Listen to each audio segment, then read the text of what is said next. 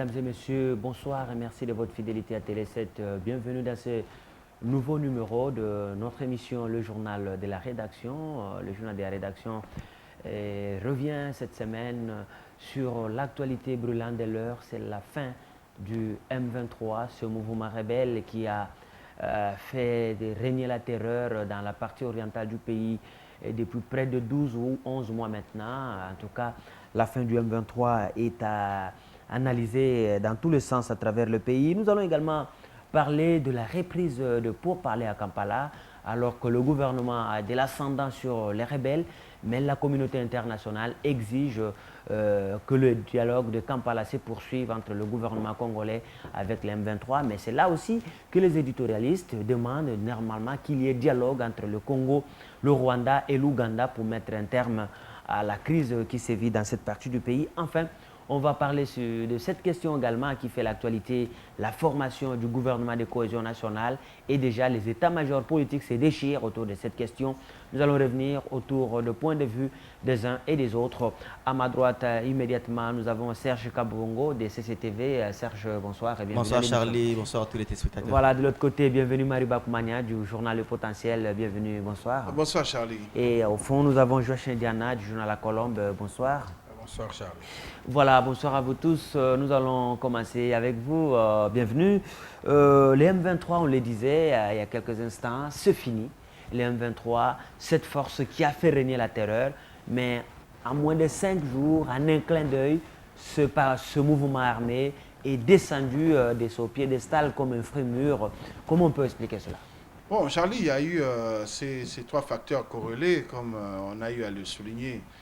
Cette volonté américaine d'en finir avec cette guerre soutenue par le Rwanda qui est son fuel.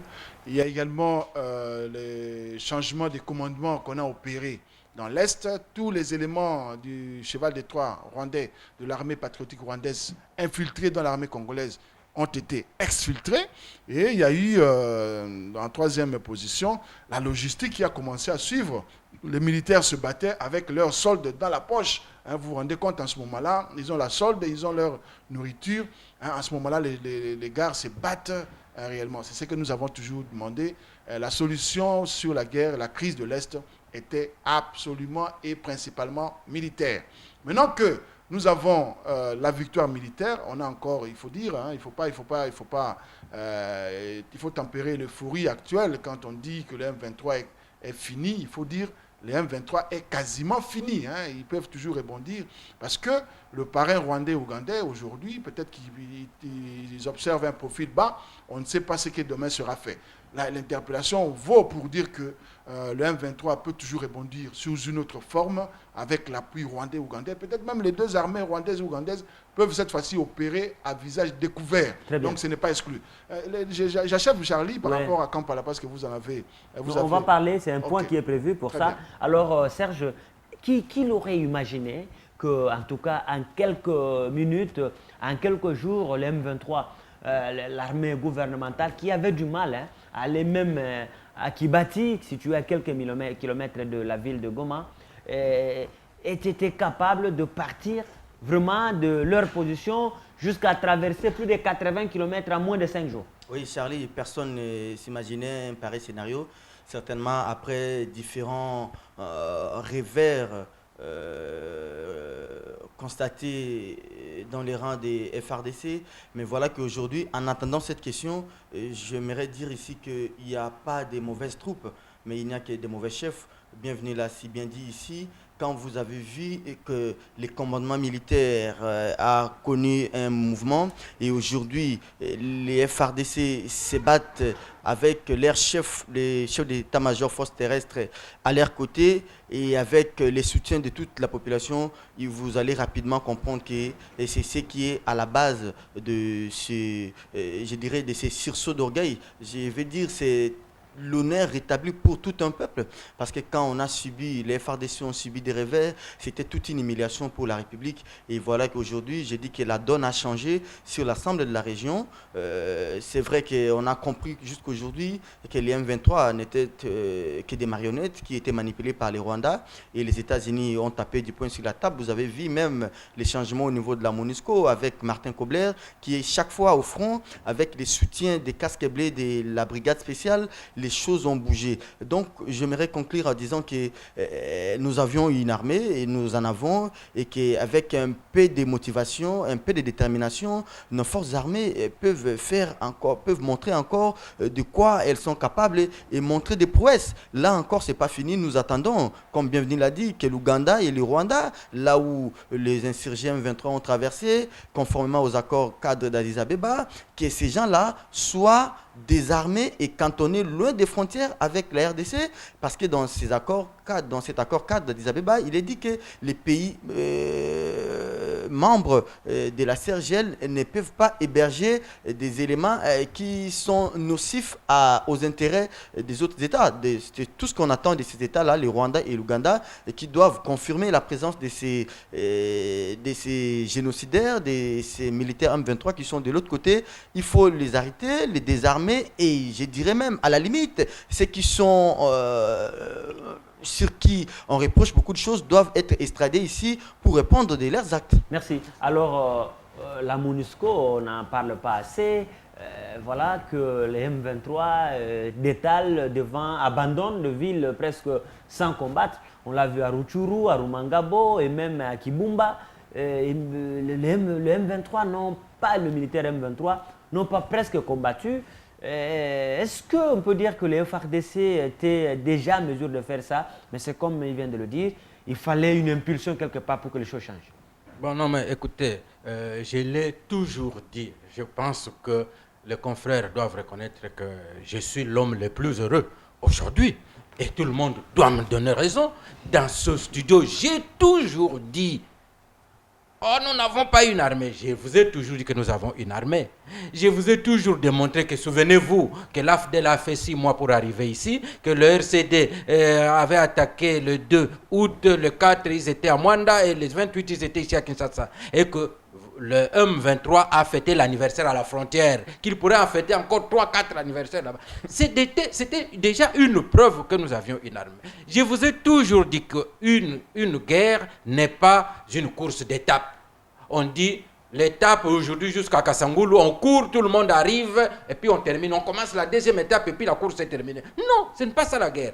Et j'ai toujours dit, lorsque les confrères disent sur le plateau différents débats, « Ah non, nous devons avoir une armée, nous devons avoir... » Je vous ai toujours dit qu'avoir une armée, ça ne dit absolument rien. Souvenez-vous, Kadhafi avait une bonne armée. Lorsque sur le plan diplomatique, il était fragile, il était fragilisé, vous savez ce qu'est devenu son armée? Le président syrien, il a une armée maintenant diplomatique, on est en train de détruire ses armes. Mais donc c'est pour vous dire que lorsque le chef de l'État, Joseph Kabila, vous dit la guerre, nous la menons sur 3 fronts. Le front diplomatique, le front politique et le front militaire. Il y a des gens qui croyaient que le fait qu'on est en train de mener le front diplomatique, on a abandonné le front militaire. Vous vous souviendrez qu'on ne s'est jamais, on ne s'est pas encore désengagé de Kampala. On ne s'est pas désengagé des concertations nationales. Le président est prêt à appliquer les accords. Mais pendant ce temps, sur le front militaire, ça réussit. Et le front militaire, avec le front diplomatique, vous vous souviendrez qu'il y a 2 ans, ce n'est pas qu'il n'y avait pas d'armée, nous n'avions pas d'armement, tout ça. Non, mais parce que l'environnement diplomatique ne nous permettrait pas d'attaquer un mouvement rebelle il y a 2 ans. Parce que les gens vous considèrent comme le bourreau du Rwanda. Les Rwandais pouvaient tout dire. Il suffisait que vous avez le Rwanda dire: ah, on veut m'attaquer. Il a essayé ça. Oh non, ils sont associés avec les FDLR.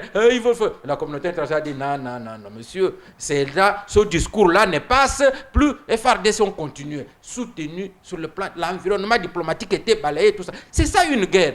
C'est ça la gestion d'un pays moderne. Et le chef de l'État, dans ce que j'appelle moi le style Kabila, a été celui-là, la flexibilité, aller par tous les moyens convaincre la communauté internationale que le Congo n'est pas un pays vent en guerre. Le Congo n'a jamais cherché à attaquer le Rwanda ou qui. Le Congo veut se développer, veut être en paix. Et on l'a démontré devant tout le monde.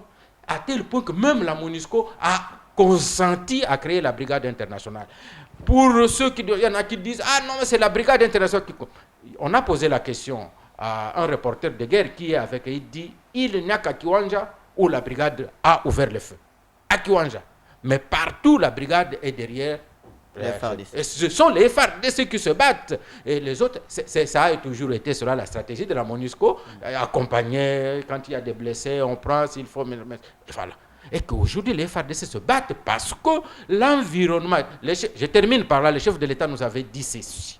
Le jour où il avait reçu les responsables des médias, je me pose toujours la question, pourquoi il n'y a que Diana qui le dit? Et les autres, nous étions 75 responsables des médias. C'est moi qui le répète souvent. Il avait dit, maintenant là, dans l'immédiat, nous avons encore un peu besoin de solidarité internationale pour nous défendre. Mais à court terme, nous allons nous prendre en charge. Mais à long terme, quiconque osera attaquer le Congo, ça sera un suicide pour lui. Voilà. Mais qui peut encore douter de cela aujourd'hui? Nous avons, en tout cas, c'est bienvenu, notre armée est presque dopée, on voit les succès militaires, les hommages fusent de partout à l'honneur des FARDC, à l'honneur du chef de l'État. C'est quand même une bonne chose du point de vue de la cohésion nationale parce que tout le monde se rend compte que finalement, quand on met nos hommes dans de bonnes conditions, ils peuvent donner du résultat. Oui, Charlie, quand on met les hommes dans les bonnes conditions, les résultats peuvent suivre. Et mettre les hommes dans les bonnes conditions, il ne faut pas attendre qu'il y ait des millions de déplacés, il ne faut pas attendre qu'il y ait des milliers de femmes violées pour mettre les hommes dans les bonnes conditions. Quand nous on criait ici qu'on n'a pas d'armée, on ne va pas nous contredire. Le M23 avait pris Goma, nous ne l'oublions pas. Ne l'oublions pas. Il a pris Goma, il a tué des gens à Goma. Lorsqu'on a une armée, une ville capitale d'une province importante comme Goma qui tombe, on va applaudir. Il y a des gens qui applaudissaient à ce moment-là quand Goma est tombé, comme quoi on avait une armée qui était en gestation. J'entends Diana le dire carrément ici. C'est comme si, à cette époque-là, il fallait absolument applaudir comme aujourd'hui. Aujourd'hui, on a des résultats. Pourquoi? Parce que les gens se sont levés. Les gens se sont dit non, nous sentons qu'il y a de la complicité. Les gens l'ont dit. Et les autorités, ils ont pris leurs responsabilités pour démontrer à nous qui pensions qu'il y avait de la complicité, qu'il n'y avait pas de complicité. C'est tant mieux parce que c'est dans l'intérêt du pays. Ce n'est pas notre intérêt en tant qu'individu, mais c'est l'intérêt du pays dans son entièreté. Le chef de l'État, l'armée, mais ils ne font que leur boulot. On ne demande pas mieux.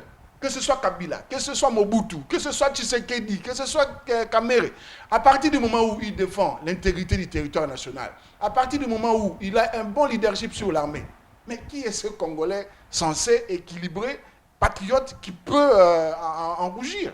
Personne. Je pense qu'on ne peut pas se laisser aller dans cette euphorie pour dire que tout va pour le mieux. Nous ne l'oubliez pas. Moi, je pense qu'il faut plutôt insister sur les faits comme celui-ci. Ouais. Hein, Charlie? Tout le monde dit qu'il n'y a pas eu quasiment de combat. Tout le monde le dit. Oui. Le M23, les villes sont tombées les unes après les autres, quasiment sans combat. Ça doit interpeller. Ça doit interpeller. Ils sont maintenant à la frontière. On va les déloger certainement. Ils vont traverser la frontière vers le Rwanda et l'Ouganda. Mais il faut le faire parce que pour moi, un seul centimètre carré entre les mains des valeurs rwandais, c'est tout un problème. Pour moi, un seul centimètre carré. Mais lorsqu'on aura libéré tous les territoires nationaux, c'est tant mieux que l'armée sera capable de dissuader, comme l'a dit Diana tout à l'heure, tout promenade de santé, prochaine promenade de santé en République démocratique du Congo serait considéré comme un suicide. En ce moment-là, moi je dormirai en toute quiétude et en ce moment-là, on ne m'entendra plus crier pour interpeller qui que ce soit. Très bien. Alors, c'est vrai, nous continuons dans cette même lancée. Les militaires partent de ville en ville, ils gagnent. Maintenant, on est en train de restaurer l'autorité de l'État sur l'ensemble du territoire récupéré. Mais les défis sont énormes, notamment sur le plan humanitaire. On a découvert de fausses communes au niveau de Rutshuru. Et tout ça, c'est des situations qu'il faut gérer par le gouvernement. Mais ma question, c'est de savoir, est-ce qu'à ce niveau, les gens qui condamnaient la MONUSCO, par exemple, peuvent aujourd'hui changer de langage? Écoutez, les problèmes de l'Est, moi, il faut les traiter d'une manière globale. Il ne faut pas prendre en partie la MONUSCO et les FARDC de côté. Aujourd'hui, on crie victoire militaire, ça nous le saluons, nous tous, Charlie. Mais en dehors de ça, je vais peut-être aborder dans la seconde partie l'aspect lié à votre nom. Il faut comprendre que les problèmes, il était plus diplomatique que militaire. Et aujourd'hui, la donne sur le terrain nous prouve à suffisance que la situation vient de changer. Mais il reste un autre problème, celui des forces négatives, des milices internes. Vous avez les Maïmaï à Kotumba qui sèment terreur, désolation. Vous avez les ADF Nalou, vous avez la LRA qui sont là. Là aussi, il y a un autre problème. C'est vrai qu'on dit qu'il n'y a pas eu effectivement la guerre avec les M23 qui ont quitté différents territoires sans tirer ni quoi. Maintenant, on attend les FARDC à l'œuvre avec les forces négatives internes. J'ai cité les différents noms. La MONUSCO, c'est vrai, la MONUSCO, il faut lire les mandats de la MONUSCO pour bien analyser la question. La MONUSCO avait quel mandat? La MONUSCO avait les mandats de stabiliser. La MONUSCO n'avait pas les mandats offensifs. Mais aujourd'hui, vous avez une brigade qui a un statut un peu plus particulier, c'est d'agir. Mais cette brigade, elle est venue il y a plus de 6 mois aujourd'hui. Elle est en pleine recomposition, elle est en train de faire la reconnaissance du terrain. Mais quand même, il faut féliciter cette brigade spéciale parce que vous avez vu, il y a eu 2 ou 3 morts dans les rangs de cette brigade. Et quand un papa, vous êtes attaqué à la maison, ce sont des enfants d'autres voisins qui viennent combattre pour vous et qui versent leur sang. Ça veut dire que quelque part chez vous, ça ne marche pas. Il y a un problème. Donc, il faut le reconnaître. Aujourd'hui, la MONUSCO peut-être nous aide avec cette brigade. Vous avez les différents contingents venus des différents pays. Mais au moins, s'ils ne sont pas en première loge comme l'a prétendu Diana, mais ils nous aident en matériel, en armement. Ça, c'est plus important. Merci. Et aussi, là, je vais terminer par là. On a découvert des fausses communes. Même la MONUSCO l'a reconnu. Ça, c'est vrai. C'est pourquoi je dis que ceux qui ont traversé les frontières avec l'Ouganda et le Rwanda doivent être arrêtés. Et même s'il faut être extradés ici, ils doivent être extradés pour répondre aux actes. C'est inadmissible. Les M23 ont causé mort d'hommes, que ce soit à Goma, quand ils ont investi Goma pendant 2 ou 3 jours. Même pas à Goma, à Bunagana, c'est pareil. Ça, on ne peut pas laisser ça comme ça. Il faudrait que maintenant, qu'il y ait une stratégie sur le plan un peu plus fort diplomatiquement pour la République et pour que l'on arrive à chercher ces seigneurs de guerre M23 qui sont soit au niveau de l'Ouganda ou soit au niveau du Rwanda pour qu'ils puissent répondre de leurs actes. Voilà, les M23, notamment avec Bertrand Bissimois, qui avait même été interpellé alors qu'il traversait pour l'Ouganda, dit exactement ceci. Le M23 dans le format actuel peut être démantelé, mais si les raisons pour lesquelles ce mouvement avait pris les armes ne trouvent pas solution, il naîtra sans doute un jour un autre M23, ou sous une autre forme. Oui, mais tout à fait, ces raisons-là, il faut les dire. Ces raisons-là, lorsque le M23 présente comme raison démanteler le FDLR. Mais le M23 oublie que tous ces soldats qui sont allés former le M23 quittaient du front de l'opération Amani. L'opération Amani, c'était pour chasser les singes. Ou bien c'était pour chasser les FDLR. Ils abandonnent le front pour aller former et empêcher le gouvernement congolais de continuer l'opération contre les FDLR. Ces jeux-là, le monde a compris. Et vous avez posé la question sur est-ce que la MONUSCO a changé de commande. Mais vous vous souviendrez, je l'ai toujours rappelé. Et moi, je me rappelle tout au départ, lorsque la MONUC à l'époque arrive, il était d'abord tous les pays occidentaux refusent de venir au Congo. Alors qu'au Rwanda, dans la minoire, il y avait la France, la Belgique, les États-Unis, tout ce que, disons, c'était l'OTAN qui était là-bas. Il ne manquait que la Russie pour former tout le monde là-bas, pour qu'ils se retrouvent là-bas. Mais lorsqu'il s'agit de venir au Congo, ils refusent. On va nous chercher Pakistanais, Indiens, dit cessez de vous battre chez vous, venez mettre la paix au Congo. Et à l'époque, c'était combien? 5000 hommes pour le Congo. Alors qu'en Sierra Leone, il y en avait 16 000. J'ai posé la question aussi, ceux qui peuvent voir les archives, disent, mais comment c'est possible dans un pays comme sous-continent, avec 4 mouvements rebelles, avec le 3/4 du pays occupé, on envoie 5 000 hommes. Non, parce que pour la communauté internationale, c'était dangereux. Le gouvernement de Kinshasa, qui était un gouvernement qui devrait les aider à faire passer leur cas de conscience, ils ont détalé au Rwanda, laissant le Rwanda connaître le plus grand génocide de notre temps, et leur cas de conscience, ils le mettent sur le Congo. Et il fallait que tout le temps passe pour que tout le monde se révolte, tout le monde se remette. La MONUSCO aussi a subi cette révolution diplomatique jusqu'à devenir la MONUSCO par rapport aux revendications et du M23 et du Rwanda. Parce qu'aujourd'hui, personne ne peut vous dire la RDC a fait quoi au Rwanda pour que le Rwanda puisse l'attaquer. Personne ne peut vous dire, ni le Rwanda lui-même, ni Kagame lui-même. Vous le voyez tout simplement, ils ont la gueule sournoise, mais ils ne peuvent pas vous dire pourquoi nous attaquons le Congo. Très bien. Ils n'ont aucune... Mais je voulais terminer pourquoi vous avez fait une remarque que le M23 a abandonné les villes en fouillant. J'ai suivi l'explication d'un militaire.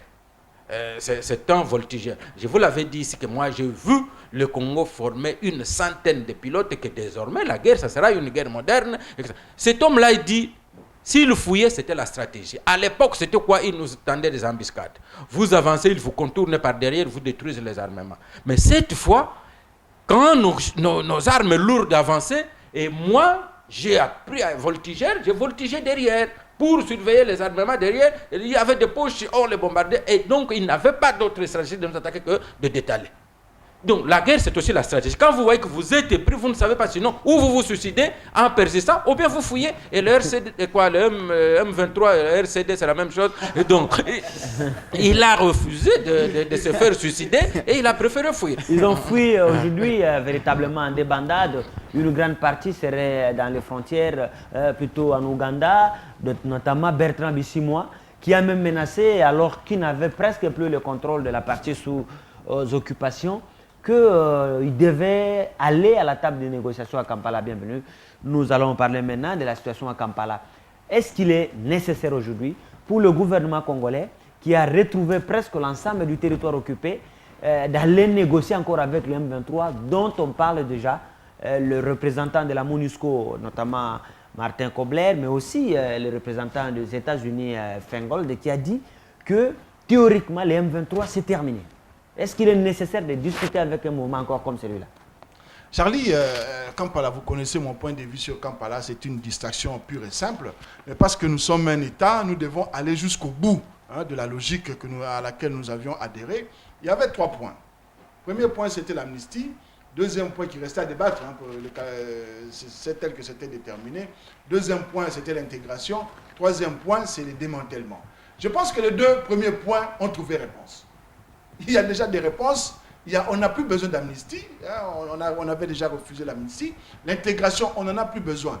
Les militaires M23 qui ont traversé la frontière, ils doivent être désarmés, démobilisés et être cantonnés dans des camps de réfugiés. Loin de la frontière. Ils vont revenir au pays grâce à une tripartite qui pourrait être une quadripartite qui pourrait être organisée entre la RDC, le Rwanda, l'Ouganda et le HCR. Donc, ils sont déjà démobilisés.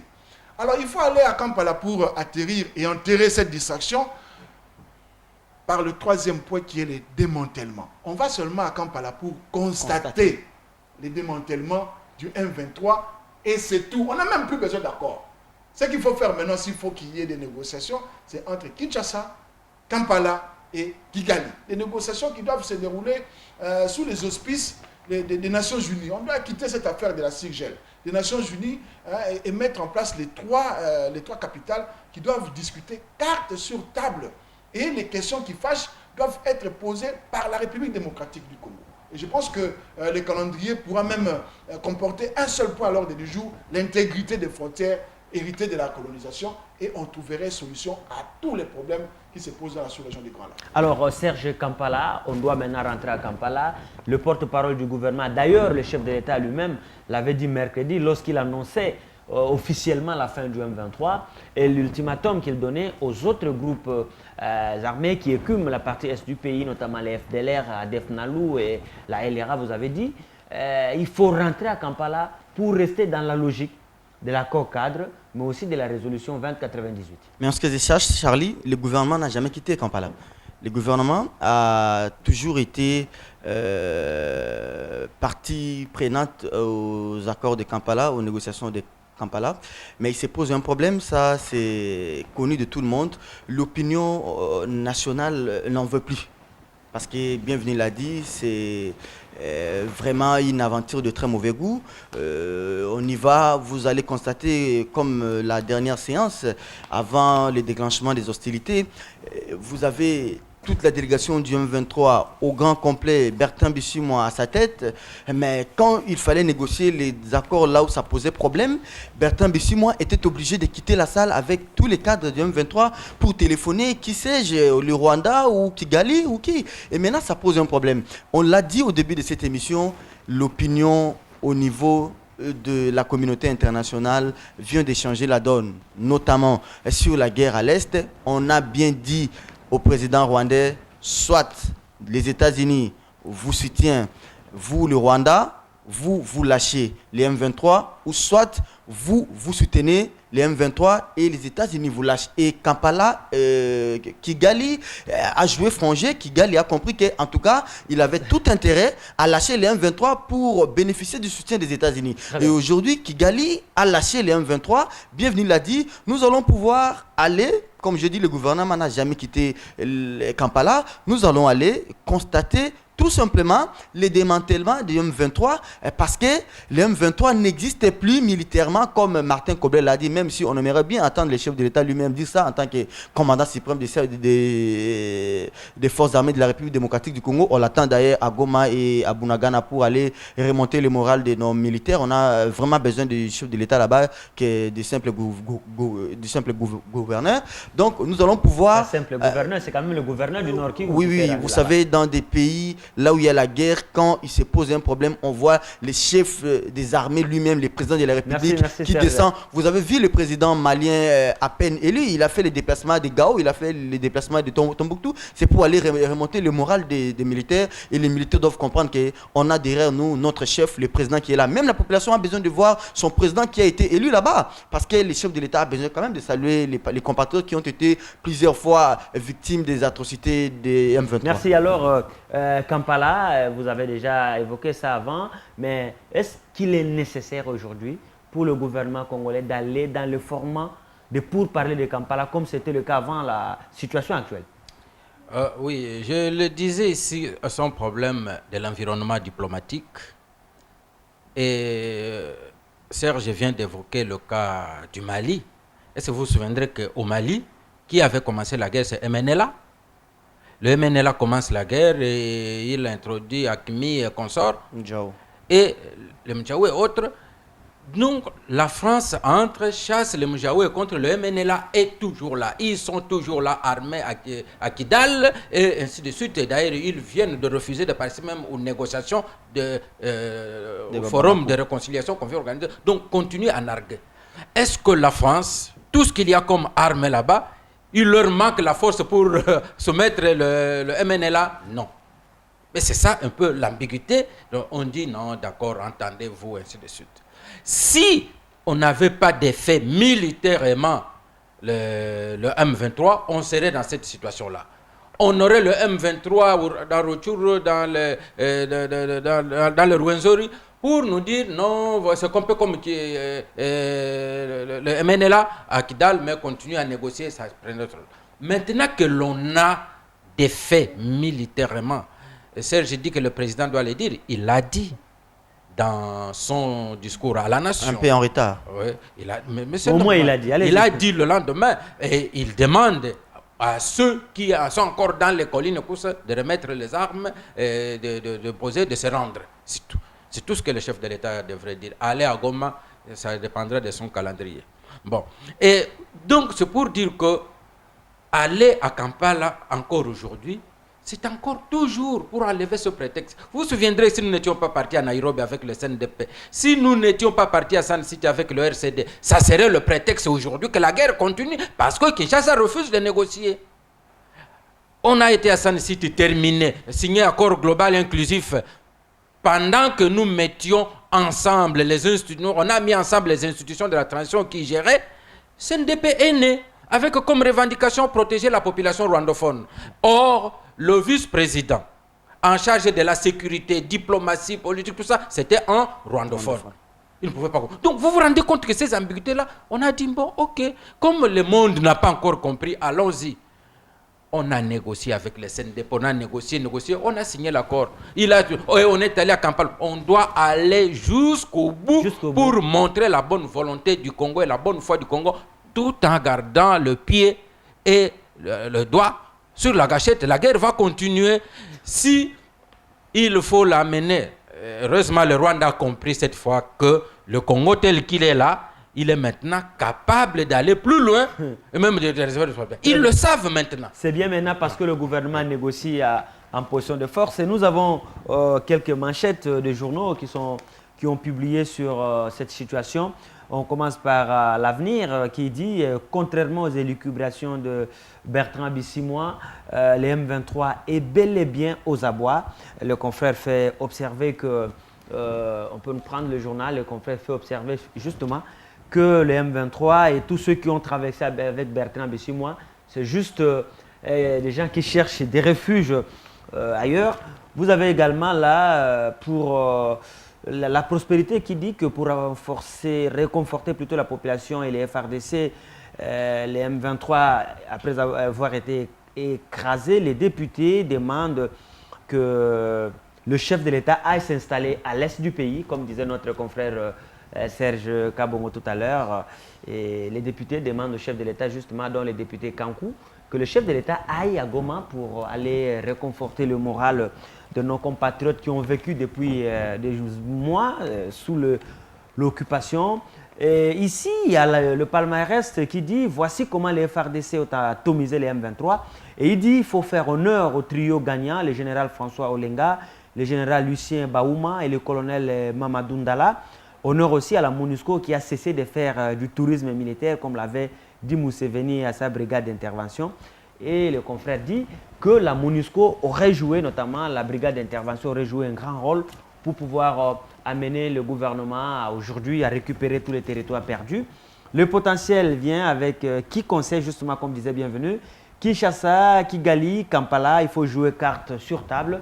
Le journal estime effectivement que la solution globale passerait par une table ronde qui mettrait autour d'une même table le représentant de ces trois pays qui sont en conflit depuis une décennie maintenant. Et d'ailleurs, le représentant des États-Unis dans la région des Grands Lacs, Fengol, l'a dit et propose même qu'un chef d'État, un ancien chef d'État africain soit nommé comme médiateur pour mettre ensemble tous ces deux dirigeants. Et le phare vient avec un doute. Le phare me dit, malgré la déroute militaire du M23, Kampala, ce n'est pas clair. Qu'est-ce qu'il faut aller faire à Kampala, se demande le confrère.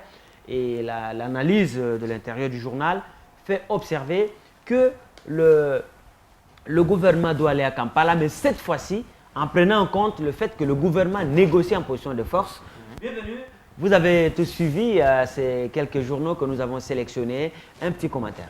Oui, écoutez, les médias, ils ont fait leur part de travail. Ils ont poussé, les médias ont poussé le gouvernement, ont poussé les décideurs à aller dans le bon sens. Moi, je pense que les médias sont à féliciter pour la qualité du travail abattu par rapport à cette guerre. Je crois également que les médias devraient rester vigilants. Moi, je pense que l'heure n'est pas encore venue pour dormir sur les lauriers, sur ces lauriers, et estimer que tout va bien. Je pense que le plus difficile est à venir. Le plus difficile est à venir parce que nous devons comprendre, les médias maintenant doivent comprendre que lorsque les États-Unis ont demandé au Rwanda de ne plus soutenir le M23, qu'est-ce que les États-Unis attendent comme dividende? Lorsque l'Afrique du Sud envoie un contingent en République démocratique du Congo et tout de suite Zuma vient signer des contrats, qu'est-ce qu'il y a dessous, derrière tous ces contrats? La Tanzanie qui envoie des contingents, il faut se dire que ce pays-là, moi j'ai toujours dit, la Tanzanie et l'Afrique du Sud, Ce sont des ennemis redoutables de la RDC pour les années à venir. Très bien. Alors, votre analyse en une minute de journaux que nous avons lus. En une minute, Charlie, il faut comprendre que nous l'avions dit, hein, la guerre, c'est également une manière de faire la politique. On peut bien négocier avec les amis, soit les rebelles au niveau de Kampala, mais on a une manière de faire aussi la politique, c'est la guerre. Parce que maintenant, quand vous savez, au mois de janvier-février, quand Goma est tombé entre les mains des insurgés, les M23 avaient monté les enchères. Et c'est maintenant aussi, pour nous, nous sommes militairement forts sur le terrain, et c'est maintenant au gouvernement de pouvoir dicter et faire appliquer sa logique sur la résolution de cette question. Et maintenant, qu'est-ce qu'il faudra faire à mon avis? Le gouvernement, avec l'ensemble des forces politiques et de la société civile, devrait développer une politique pour pouvoir capitaliser cette victoire militaire. Comment maintenir ça sur le plan de la région, mais aussi comme Bienvenue l'a dit. Je me demande si demain ou après-demain, ces États contributeurs ne vont pas nous demander la facture et quelle est la politique pour pouvoir régler d'une manière définitive cette question de la facture. C'est le moment et le débat revient sur la table, Charlie. Par le dialogue, votre analyse de ce que nos confrères ont écrit, c'est quelques journaux que nous avons sélectionnés qui accompagnent l'opinion publique sur la situation à l'est du pays. Oui, tout à fait. Nous saluons le travail de la presse. Et j'aimerais dire une chose. Ce que Bienvenue a dit ici est suffisamment grave. Et peut-être Bienvenue a oublié que le Congo, notre pays ici, a perdu des enfants pour que l'apartheid se termine en Afrique du Sud.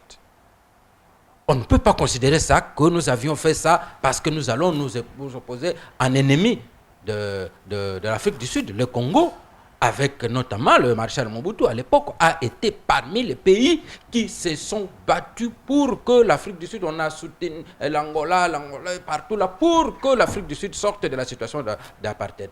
Ce que l'Afrique du Sud nous rende l'appareil aujourd'hui, je pense que ce n'est que justice. Mais la vérité aujourd'hui, c'est quoi le président Thabo Mbeki l'avait dit quand nous étions à Sun City. L'Afrique du Sud doit commencer sa 3e phase d'industrialisation. Et cette phase d'industrialisation ne devra pas se faire sans la RDC, sans l'énergie du Congo.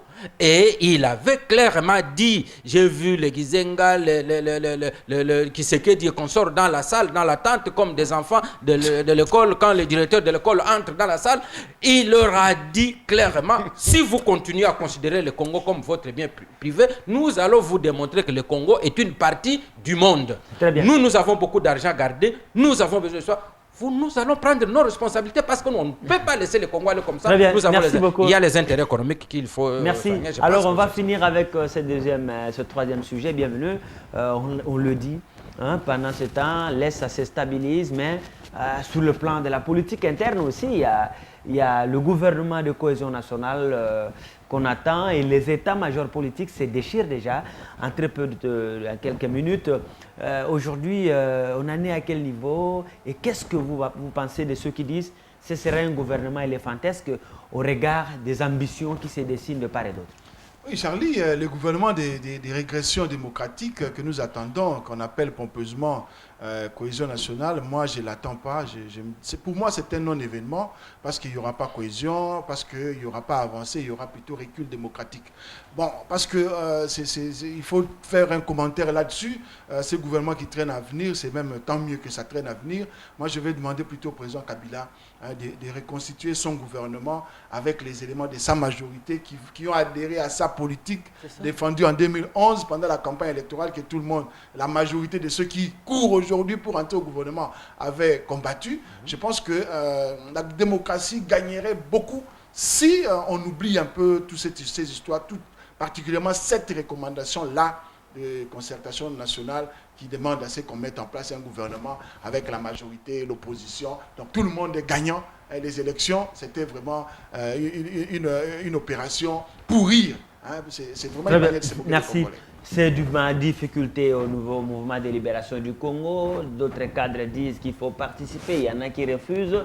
Un groupe parlementaire UDPS-FA qui est en lambeau. Une partie conduite par Maître Serge Mayamba défend de bec et ongle les acquis des concertations nationales. L'autre frange refuse. UNC de Vital Kamerhe dit on ne peut pas aller dans un gouvernement d'union nationale, sinon on risque de trahir parce qu'en 2016, on ne sera pas en mesure d'organiser les élections et on va prolonger tout ça. Comment vous analysez ça? Est-ce que, Charlie, je me demande, pour avoir la cohésion nationale, on doit nécessairement intégrer un gouvernement? Je me demande si réellement le chef de l'État, il veut, avec sa majorité, veut nous amener dans quel système démocratique au monde on veut créer. La démocratie consensuelle. La démocratie consensuelle. Excusez-moi, j'ai fait l'université, on ne m'a même pas... Je ne sais pas, vous savez, c'est ça le mal du Congo et c'est un peu les particuliers du Congo. On invente les choses, le gouvernement de combat, le gouvernement de la cohésion, le gouvernement de large union nationale, le gouvernement de consensus, de transition. Voilà, ce sont des termes comme ça.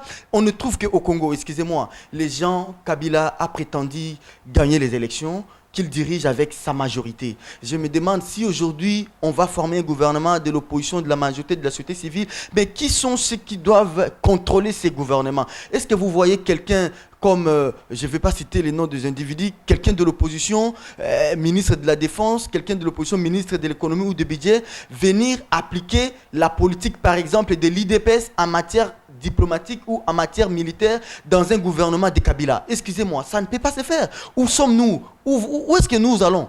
Hein? On est où là, comme disent les Ivoiriens? Non, non, non, non, non. Je pense que ceux qui ont prétendu gagner les élections, ils doivent diriger pendant toute la législature et se préparer sans atermoiement funeste, comme l'UNC l'a dit, à quitter les pouvoirs en 2016 et laisser aussi la place préparer les dauphins. Je ne vois pas les peuples aujourd'hui gagner avec une sociale améliorée quand les MLC va intégrer les gouvernements. Est-ce que c'est réellement pour que les sociales du peuple changent que les MLC, l'INC et alliés, l'UDPS doivent intégrer ces gouvernements? Je ne trouve pas. Et d'ailleurs, pour terminer, ça pose problème. Il y a des uns, des autres qui réclament la primature. Je ne sais pas moi. On doit trouver cet oiseau rare où on ne veut pas des batates, on ne veut pas de celui-là. Mais qu'on aille chercher les papes, parce que les papes aussi aident de la société civile. C'est cette composante, peut-être que lui, il va faire l'unanimité. Merci. Alors, on va finir avec vous, votre analyse de ce gouvernement d'union nationale. On a déjà parlé de son opportunité, on a parlé de... Maintenant, les gens craignent que ce soit un gouvernement éléphantesque parce que déjà la majorité, c'est une marmaille de partis politiques qui concerne avec toutes les associations partisanes qui naissent du jour au lendemain là pour soutenir le chef de l'État. Quand vous devez ajouter à cela l'opposition, dont on voit aujourd'hui tout le monde est prêt à vider le banc de l'opposition pour venir faire la nouvelle majorité, la société civile n'en parlons même pas, on peut s'attendre à un gouvernement de plus de 100 ministres. Oui, mais je commencerai par dire que le gouvernement d'union nationale, le gouvernement de combat, ce ne sont pas des créations du Congo. Nous suivons dans l'histoire, il y a eu des gouvernements d'union nationale partout à gauche, il n'y en a pas longtemps, il y en a eu en Centrafrique, c'est une esquisse, à gauche, à droite. Et en ce qui concerne la démocratie consensuelle, ça a été le cheval de bataille des ATT au Mali, nous le savons, et que donc c'est pour, en ce qui concerne le gouvernement d'ouverture, ce n'est pas non plus une particularité congolaise ou africaine. Vous vous souvenez, le gouvernement Sarkozy, c'était un gouvernement d'ouverture avec le Kouchner là-dedans. Vous avez aujourd'hui que Obama fait également d'ouverture avec les gens des Républicains qui l'installent, tout ça. Mais il n'y a pas de problème à ce niveau-là.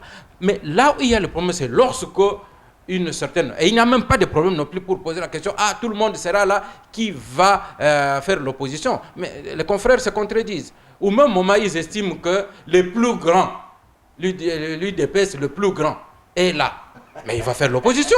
On dit son second qui est aussi le second grand. Mais ils vont faire l'opposition. Donc c'est pour vous dire que dans cette démocratie-là, elle ne sera jamais dénaturée, puisque l'opposition, on dit la vraie, sera toujours dans l'opposition éternellement jusqu'à la fin du siècle. Alors, elle sera là. Donc il n'y aura jamais de démocratie ici sans l'opposition.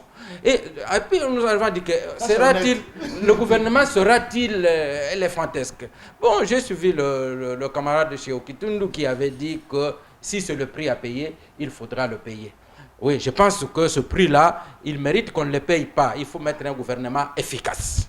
Un gouvernement efficace, un nombre réduit. Et j'aimerais terminer par ceci pour dire que le grand camarade Mao Tse-tung avait dit que la guerre est une politique sans effusion de sang et que la politique est une guerre sans effusion de sang et que la guerre était la politique avec effusion de sang.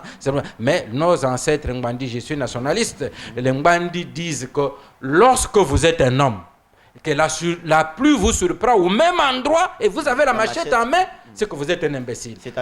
C'est-à-dire que lorsque vous êtes surpris quelque part, la pluie vous prend, vous devez construire une case là-bas. Voilà. Pour que prochainement, quand la pluie vient, tu es dans ta case, tu n'es plus surpris. Nous devons faire de l'Est de la République notre forteresse. Voilà. S'il faut vraiment mettre tout ce que nous avons... Délocaliser les institutions. Autrefois, je disais qu'on construise un mur. Maintenant, un mur avec notre armée pour que quiconque ose encore de ce côté-là, que ça soit véritablement... Merci vraiment. Charlie, merci. juste en 30 secondes, Oui. ce que Diane a dit, c'est vraiment avec toute honnêteté, hein, et que les opposants qui vont adhérer au gouvernement de cohésion nationale, au gouvernement d'ouverture, ils feront œuvre utile à nous aider, nous analystes, à aller adhérer, à aller signer leur acte d'adhésion à la MP auprès de Obed. Voilà. Merci. Merci à vous tous pour toutes ces analyses. Vous avez compris que cette émission est terminée. Nous avons parlé des succès militaires que notre armée a récoltés à l'Est au courant de la semaine, lesquels succès ont connu justement à la récupération de la quasi-totalité des territoires qui étaient hier sous occupation du M23. C'est M23, c'est triste mouvement, un mouvement tristement célèbre qui aujourd'hui sera conjugué au passé parce que finalement, il ne reste plus que sur papier. Sur le terrain, ils ont broyé du noir aujourd'hui. Ils sont en débandade. Leur chef militaire est déjà presque réfugié politique à Kampala. Et quant à ce qui concerne la paix dans les Grands Lacs, nous avons conseillé à travers les manchettes et les analyses ici que le président de ces trois pays, le Rwanda, l'Ouganda et dans une large mesure aussi même le Sud-Soudan et ailleurs, la Tanzanie, se retrouvent pour qu'ils puissent vraiment parler un langage correct et puis sincère, pour qu'il n'y ait plus de soutien de part et d'autre des mouvements qui peuvent être en train de déstabiliser les efforts de reconstruction, de développement, parce que la sous-région a besoin de se développer. Enfin, le gouvernement d'union nationale ou de cohésion nationale, il va falloir qu'on trouve des hommes capables de mener une politique de développement, comme le disait un politique au courant de la semaine. C'est la fin de cette émission que vous suivrez également sur Radio 7. Et pour ceux qui peuvent nous contacter, c'est au 089 96 45 253 pour toutes les sortes de réactions. Merci et à la prochaine.